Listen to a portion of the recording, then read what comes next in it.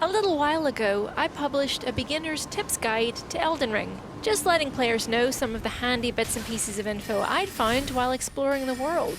What I didn't realise though was that for some, these tips weren't beginner enough.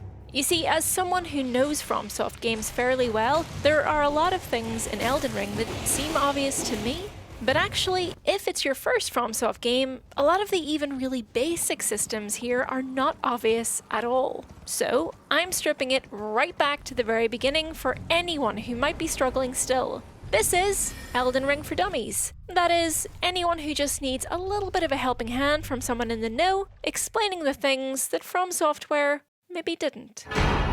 So, okay, it might seem obvious if you find it, but nothing is too obvious in this video, and some players have reported strolling right on past it, so here you go. If you're new to FromSoft games, you will want to play and complete Elden Ring's tutorial, and to do that, you need to fall down a hole. When you first spawn in the dark cave area, your eye is drawn to the golden tree and the door behind it. But you should go into the tutorial Cave of Knowledge first. The tutorial covers most of the basics of combat, so it is handy for understanding things like heavy and light attacks, blocking, backstabbing, using magic if you have it, and so on. But, as you're about to find out, it leaves a lot of the game's more complex systems down to players to figure out for themselves. So, that's what we're here for.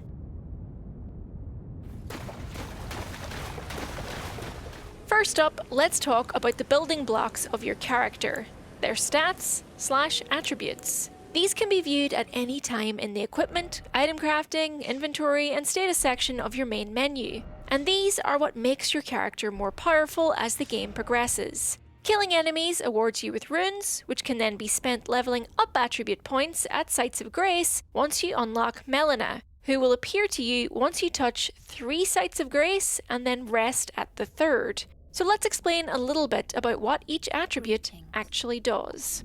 Traveller from beyond the fog, I am Melina. First up, Vigor increases your overall HP or health, i.e. it makes your red health bar bigger, which means you can survive more attacks before you die.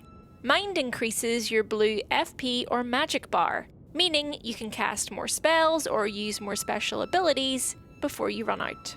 Endurance increases your green stamina bar and your equip load. You can sprint, roll, block, and attack for longer before needing to back off and recharge. And you can wear and carry heavier stuff before having it affect the speed of your dodging. Strength is a damage modifier and a measure of requirement for strength-based weapons. Dexterity is the primary damage modifier/requirement for dexterity-based weapons, and a secondary modifier/requirement for most other weapons. It also slightly increases casting speed of spells.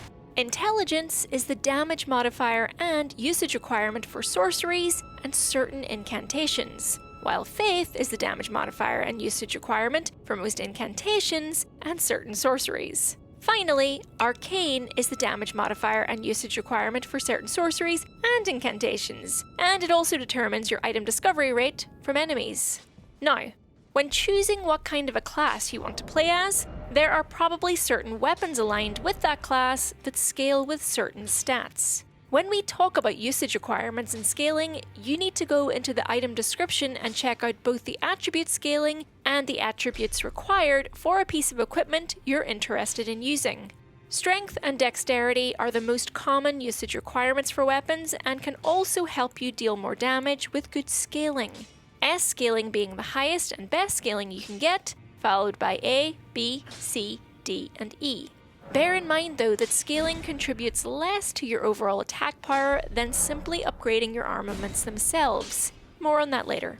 Intelligence, Faith, and Arcane have a similar relationship with spells, serving as both prerequisites and damage modifiers for magical abilities. Now, upgrading is a crucial step in dealing more damage to enemies and bosses as you move through the world of Elden Ring, and it costs both runes and resources to do. So before you commit to upgrading a weapon or equipping a spell, be sure to carefully check its usage requirements. If you don't meet at least the minimum stat requirements, these will show up in red and you will be unable to use weapons effectively, you'll stagger or stumble when using them, or cast spells at all. Different weapons also have different movesets, so before committing to upgrading one, also make sure that you're happy with the way that weapon attacks. Do you want the stabbing thrust of a straight sword, for example, or the heft of a claymore? Have a think before committing yourself to one type, and make sure that you're putting the required points into the attributes that will bring out the best of that weapon. While spending points to level up your strength, dexterity, intelligence, or faith is important for better damage output, it's a very good idea to focus on passively upgrading your vigor and endurance as you go too, as these will be key to your survivability. Vigor is fairly self-explanatory, as the more health you have, the longer you live. But endurance is also super important. With the exception of movement that uses only the left analog stick, so that's walking, crouching, or strafing, all actions like sprinting, rolling, performing melee attacks, and casting spells require stamina, and will consume a fixed amount of stamina depending on the action and your equipment. Therefore, effective stamina management is an essential aspect of combat. Running yourself out of stamina during an extremely close fight can mean being unable to deal the finishing blow in time to prevent a fatal counterattack, or being unable to evade a lethal hit yourself. So you must always keep a close eye on your stamina at all times, and take any necessary measures to avoid depleting that stamina gauge entirely. If you're using a shield, and it's recommended that you do so if you're fairly new to these games, your stamina bar can be all that's standing between you and critical damage. Check what kind of guarded damage negation your shield has. 100 physical negation will block 100% of physical damage to you if your guard is up, for example. However, you cannot block damage indefinitely, or your stamina bar will run out. But the longer your stamina bar is, the longer you can block without getting staggered or having your poise broken. A small tip when facing bigger enemies too, your stamina recovers faster when you drop your shield, i.e. you aren't holding down the block button. So get into the habit of backing off and dropping and recovering your entire stamina bar so that you can then get back in and take more punishment if necessary. The other thing endurance helps with is equip load. Your overall equip load is shown alongside your character status. Now, everything you carry in your equipment menu, bar items in your quick slots, has a weight. And this weight is counted against your overall equip load, the percentage of which determines how fast you move, and most importantly, how fast you roll. Rolling, or dodging, is an evasive maneuver that can be done in any direction, and it is key to many victories in FromSoft games because, for a very short amount of time during the animation of a roll, you are invincible. The effectiveness of a roll, that is, how far you move and the duration of your invincibility, is determined by your equip load. The higher the load, the slower your roll will be and the less distance it will cover, making it harder to avoid attacks. If all of your equipment combined makes up less than 30% of your equip load, you'll do a light roll. This is the fastest roll class that offers the maximum travel distance and invincibility frames. Less than 70% of your equip load and you'll do a medium roll, which is slightly slower than the light roll and has average travel distance and invulnerability duration. You generally don't want to be over that 70% limit, otherwise you'll be heavy rolling. And this incurs a severe penalty to travel distance and stamina cost, and it provides basically no invulnerability. You're kind of a sitting duck for incoming attacks and will take a lot of punishment. So as a general rule, just stay a bit light on your feet.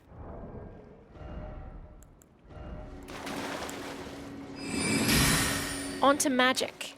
Magic in Elden Ring is performed by expending force points, or FP, and as we've kind of touched on already, it falls into two main camps. Magic that requires intelligence to wield, and magic that requires faith to wield. Intelligence magic is known as sorcery, faith magic is incantations. Now, while they function similarly and draw upon the same resource, FP, to cast, and they can share a limited degree of overlap in their stat requirements, sorcery is primarily reliant upon intelligence and biased towards offensive applications, whereas incantations are primarily reliant upon faith and they're biased towards defensive or supportive applications, like healing. Now, each category includes at least a few exceptions to this rule, such as offensive incantations that may scale with intelligence or arcane in addition to faith. So really, it comes down to, again, investigating and reading each spell you wish to use to find out what their specific requirements are.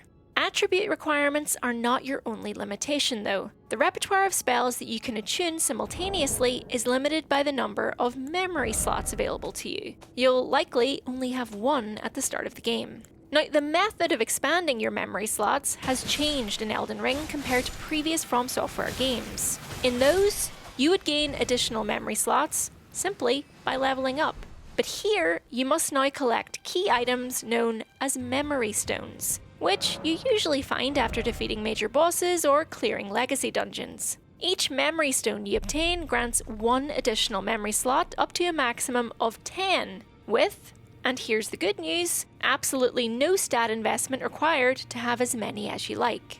When you find or purchase a new spell that you want to use though, you need to equip it in your memory slots before you can cast it.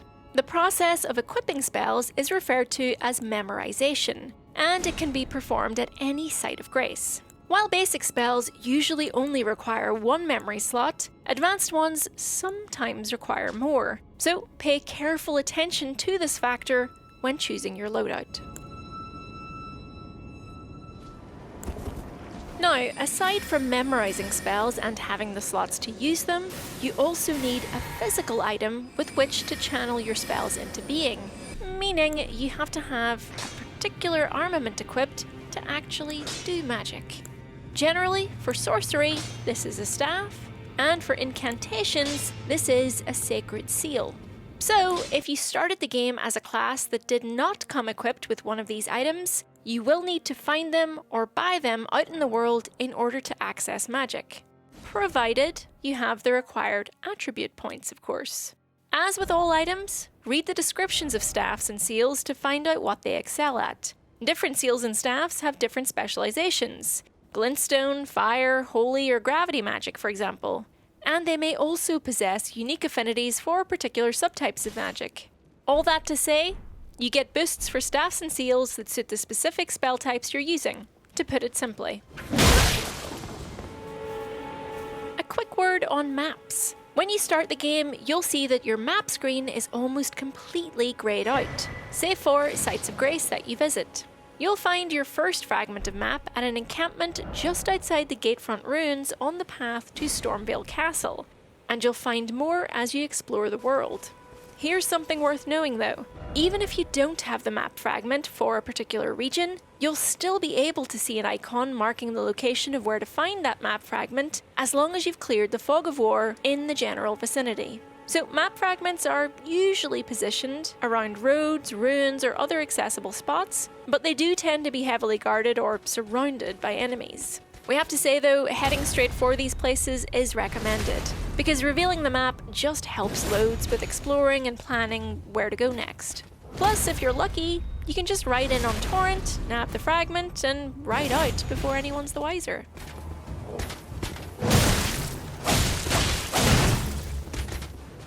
Speaking of Torrent, you gain access to your steed when you meet Melina for the first time. She appears automatically after you touch 3 sites of grace and then rest at the 3rd one.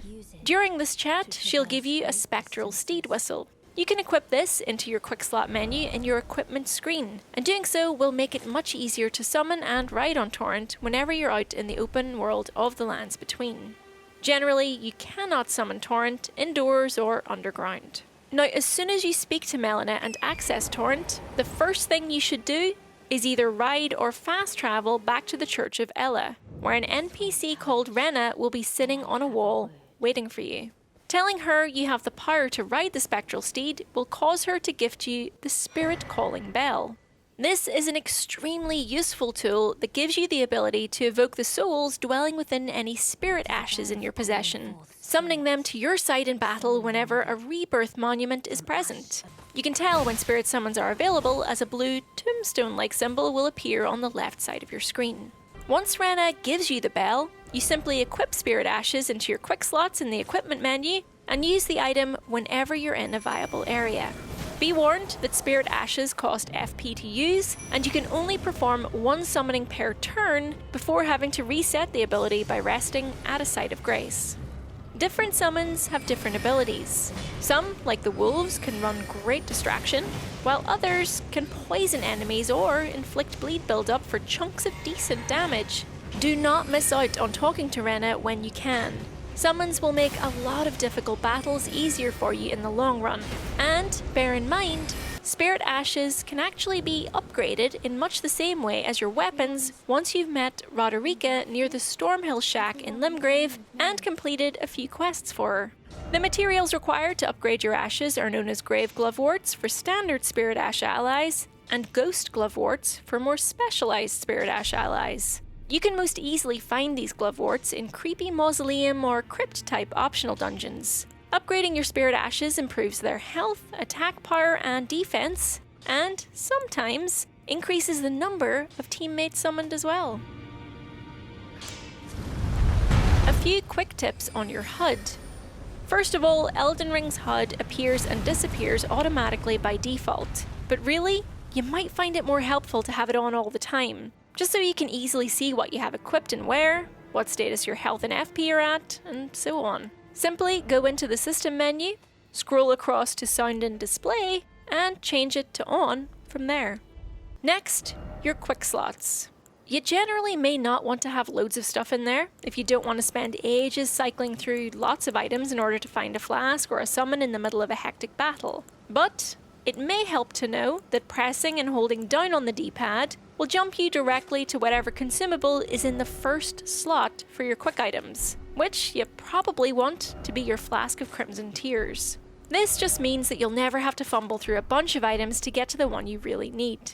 And similarly, holding up on the D-pad will jump you to whichever spell you have memorized in your first memory slot. So, worth putting the spell you use most often in there. Flasks are absolutely essential to your journey through Elden Ring, and they come in two flavors: Crimson and Cerulean. Crimson flasks top up your health, while Cerulean tops up your FP. You manage flasks at a Site of Grace, where you can specify how many charges should be dedicated to each type. You gain more charges and increase the amount replenished by flasks here too. Golden seeds can usually be found at the foot of ethereal saplings, and can be used at a Site of Grace to increase the total number of charges shared by your sacred flasks. Sacred tears can typically be acquired at the many ruined churches throughout the land, and they increase your flask's potency when used at a Site of Grace.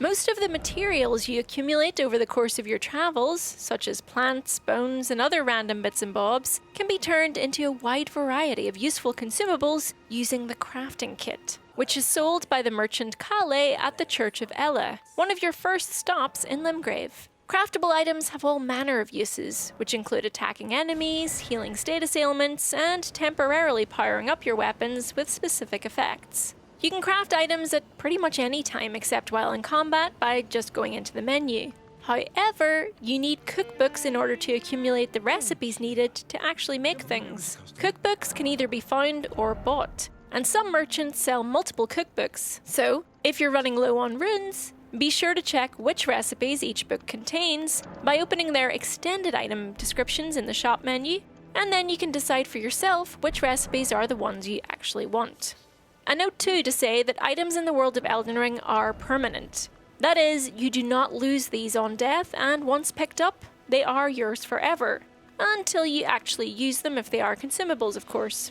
Runes, however, are another matter. You drop these on death and they can be retrieved only until you die again, at which point, they're gone forever.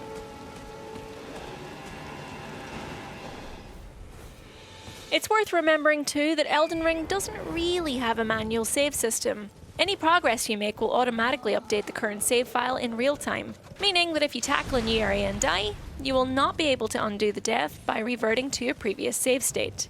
Well, that'd be too easy, wouldn't it? The game will also autosave at regular intervals, regardless of your progress or activities. And you might have noticed already, but Elden Ring cannot be paused, though it is possible to quit the game at any time, except during an online multiplayer session. and logging onto that character again will resume the game exactly where you left off.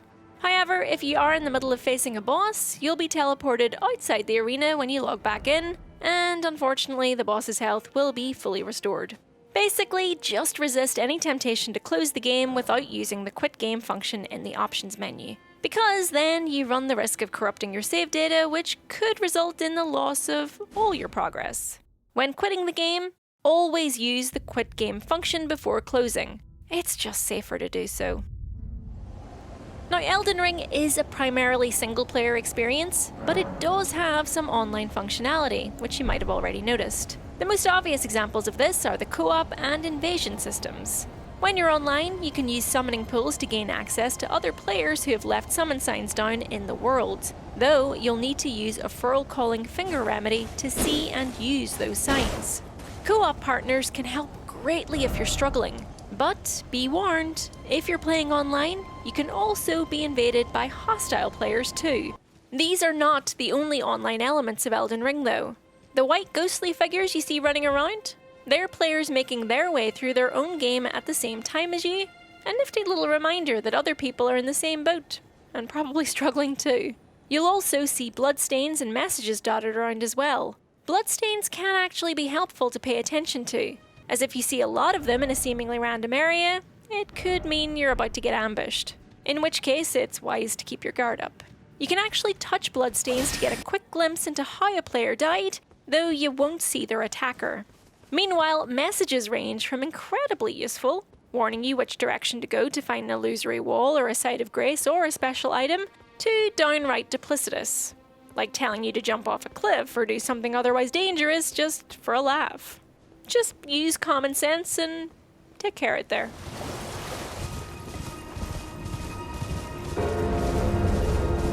Now, this list is already getting quite long and we haven't really touched on combat at all, so I'm thinking maybe that might make for an entire video on its own, if anyone's interested. Let me know in the comments below because we can spend some time talking about poise, super armor, ashes of war, status effects and ailments, the difference between one-handed and two-handed weapons, and much, much more. I really hope some of these tips maybe helped shed light on a few of the game's more complex systems for you, and in turn will help you enjoy the game a bit more. But if there's still anything you're unsure about, just leave a comment down below and I'll try and get back to you. Enjoy, and we'll see you out there, Tarnished. Bye!